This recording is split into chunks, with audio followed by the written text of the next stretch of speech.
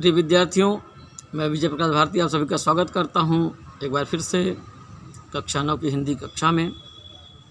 आज हम लोग अध्ययन करेंगे मंत्र नामक शीर्षक का, जिसके लेखक मुंशी प्रेमचंद जी हैं। मंत्र में जो गद्यांश का भाग है उसकी व्याख्या को हम लोग हल करेंगे आज। तो जो प्रथम गद्यांश है क, हम देखते हैं कि प्रेमचंद जी क्या लिखते हैं।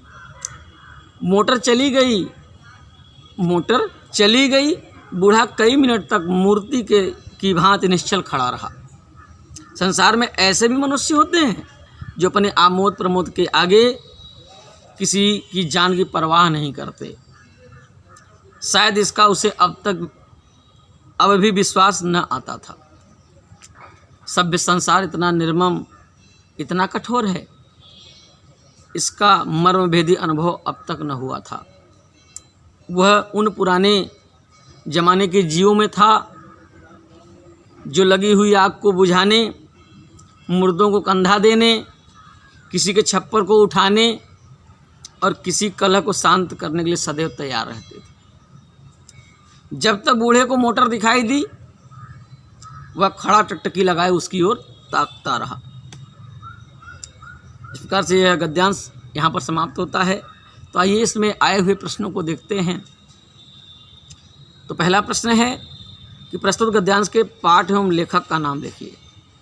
तो प्रस्तुत गद्यांश के पाठ का नाम मंत्र है और इसके लेखक प्रेमचंद जी हैं। रेखांकित अंशों की व्याख्या। तो आपका रेखांकित अंश आरंभ होता है। संसार में ऐसे मनुष्य भी होते हैं जो अपने आमोद प्रमोद के आगे किसी की जान की परवाह नहीं करते। शायद इसका उसे अब भी विश्वास न आता था। सभ्य संसार इतना निर्मम, इतना कठोर है, इसका मर्मभेदी अनुभव अब तक न हुआ था। यह आपका रेखांकित भाग हो गया। तो व्याख्या को देखते हैं। संसार में ऐसे भी मनुष्य होते हैं कि संसार में ऐसे भी लोग होते हैं जो अपने आमोद प्रमोद के आगे, अर्थात अपनी विलासिता के आगे किसी के जीवन की परवाह नहीं करते हैं। कि कोई व्यक्ति जीवित रहे, बचे या मर जाए, इसका उनको कोई फर्क नहीं पड़ता। अर्थात ऐसे स्वार्थी लोग भी संसार में रहते हैं, इसका शायद उसे अब भी विश्वास न आता था। कि बूढ़ा भगत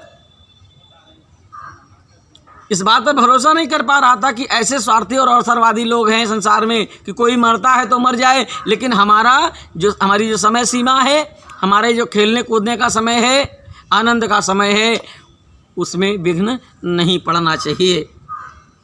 सभ्य संसार की जो पढ़ा लिखा वर्ग है, जो कुलीन वर्ग है, अभिजात वर्ग है, इतना निर्मम, इतना निर्दयी, इतना निष्ठुर होता है, ऐसा मर्मभेदी, ऐसी पीड़ा पहुंचाने वाला अनुभव उसको अभी तक नहीं हुआ था।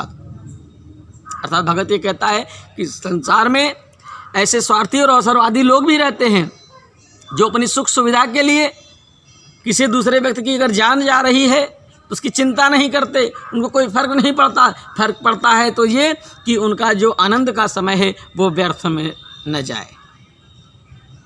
भगत को ऐसा अनुभव नहीं था। भगत के जीवन में कोई ऐसी घटना नहीं घटित हुई थी जिसका ऐसा उसको अनुभव मिला हो।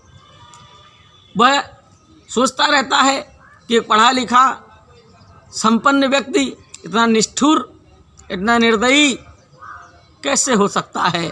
इस बात का भरोसा उसे नहीं होता। उसके हृदय में जो पीड़ा उत्पन्न होती है, वह अभी तक उस पीड़ा का एहसास पहले कभी नहीं कर पाया था।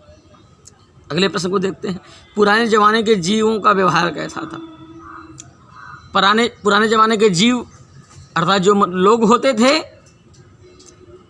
वो सदैव किसी का छप्पर उठाना हो, किसी मुर्दे को कंधा देना हो, किसी के घर में आग लगी हो तो उसको बुझाने में, किसी के घर में लड़ाई झगड़ा कलह हो रही हो तो वो शांत करने के लिए सदैव तैयार रहते थे।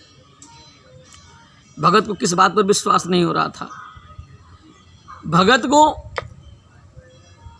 इस बात का विश्वास नहीं हो पा रहा था कि लोग अपने आमोद प्रमोद के आगे किसी की जान की परवाह नहीं करते हैं।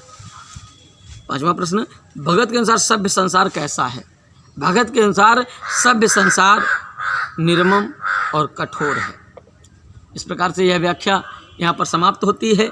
तो आइए दूसरे पद को देखते, दूसरे गद्यांश को देखते हैं। खा को कि अरे मूर्ख, यह क्यों नहीं कहता कि जो कुछ होना था हो चुका, जो कुछ होना था वह कहाँ हुआ? माँ बाप ने बेटे का सेहरा कहाँ देखा? मृणालिनी का कामना तरु क्या पल्लव और पुष्प से रंजित हो उठा? मन के वह स्वर्ण स्वप्न जिनसे जीवन आनंद का स्रोत बना हुआ था क्या पूरे हो गए?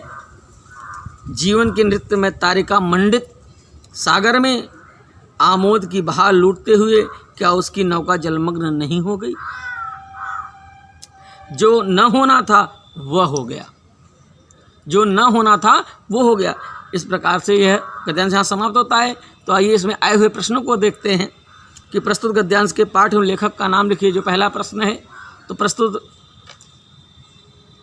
गद्यांश के पाठ का नाम मंत्र है और इसके लेखक मुंशी प्रेमचंद हैं। रेखांकित अंश की व्याख्या कीजिए। दूसरा प्रश्न है, तो मृणालिनी का कामना तरु क्या पल्लव और पुष्प से रंजित हो उठा? मन के स्वर्ण स्वप्न जिनसे जीवन का आनंद स्रोत बना हुआ था क्या वो पूरे हो गए? जीवन के नृत्य में तारिका मंडित सागर में आमोद की बहार लूटते हुए क्या उसकी नौका जलमग्न नहीं हो गई? जो न होना था वह हो गया। ये रेखांकित भाग। व्याख्या देखते हैं। मृणालिनी जो इस कहानी की नायिका है और कैलाश की प्रेमिका है। कामना तरु इच्छाओं का जो वृक्ष है, पल्लव और पुष्प से रंजित हो तो उठा, अर्थात पल्लव कलियों से, पुष्प यानी फूलों से सज पाया। तो यहाँ प्रेमचंद जी कहते हैं कि जो मृणालिनी है कैलाश की प्रेमिका, वह कैलाश से प्रेम करती है।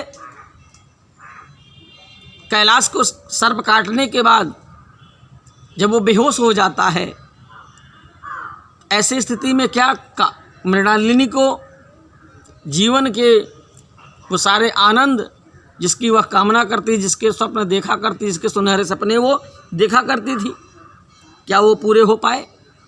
क्या उसको सुखमय जीवन जीने का अवसर मिला?